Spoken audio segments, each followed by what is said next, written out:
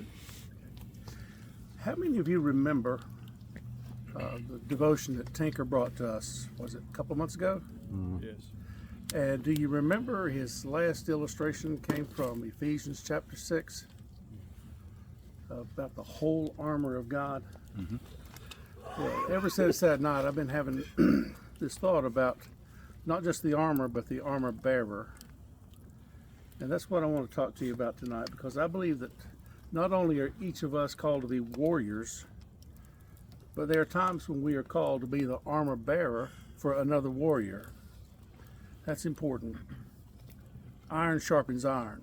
Right. And if the iron is not sharp, it's not a fit weapon for the war. And somebody's got to keep that iron sharp. We sharpen one another, not just in countenance, but in ability and in desire to do the Lord's work, devotion to the truth. And there is a story here. It comes from 1 Samuel chapter 14 about a man named Jonathan. He's the king's son. And because of his position and prominence, he has an armor bearer, someone who will carry his weapons, his shield, who will keep them in good order, who will spar with him whenever he's needing to do practice, all sorts of activities that are important to shaping him as a warrior. He has this armor bearer, and one day he calls this armor bearer and he has some instructions for him. Now, I want to read you part of this. It says, "It came to pass upon a day," we don't know what day it was, it's just a day, upon a day that Jonathan, son of Saul, said to the young man that bare his armor, "Come, let us go over to the Philistines' garrison." Who are the Philistines? They're the enemy. They were a thorn in Israel's side for generations. "Come, let us go over to the Philistines' garrison that is on the other side." But he told not his father. So they're sneaking away to do something. I think the clue to that is in the next portion, where it tells us that Saul is gathered in another area with 600 men.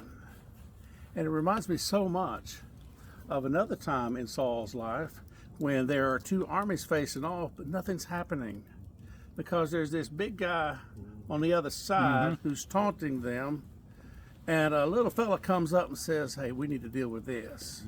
It's just not right that he stand there and taunt the armies of the living God."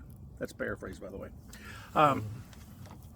So it says that Saul tarried in the uttermost part of Gibeah under a pomegranate tree, 600 men, and it's in this context that Jonathan calls his armor bearer and says, let's go.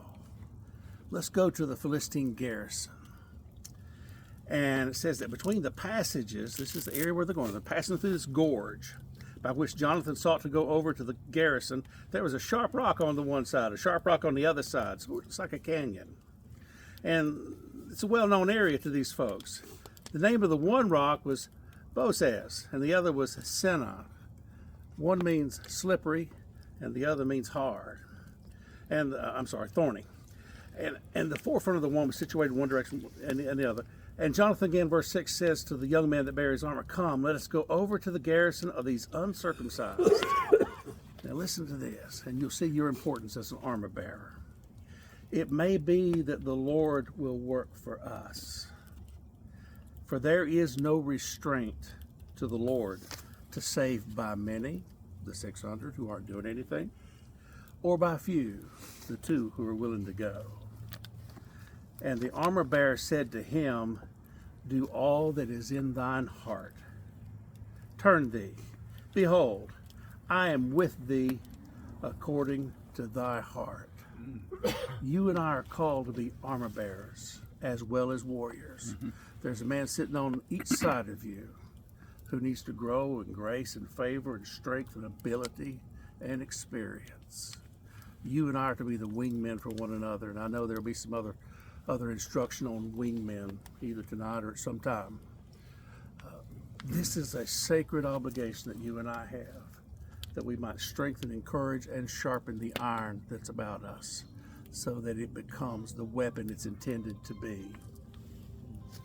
Well, if you read the rest of this chapter, you will find that Jonathan and the armor bearer, they get to the garrison, and they've got a pre-agreed signal as to what they're going to do. If the Philistines call down and say, y'all stay right there, they're going to stay right there. They're going to hold their ground. But if the Philistines say, y'all come on up, we're going to show you a thing, then they know that's God's signal to them that the Philistines are given into their hand. And that's exactly what happens. And not only that, they kill something like 20 of the Philistine enemy. And this thing breaks out such that it draws all the other people into the battle.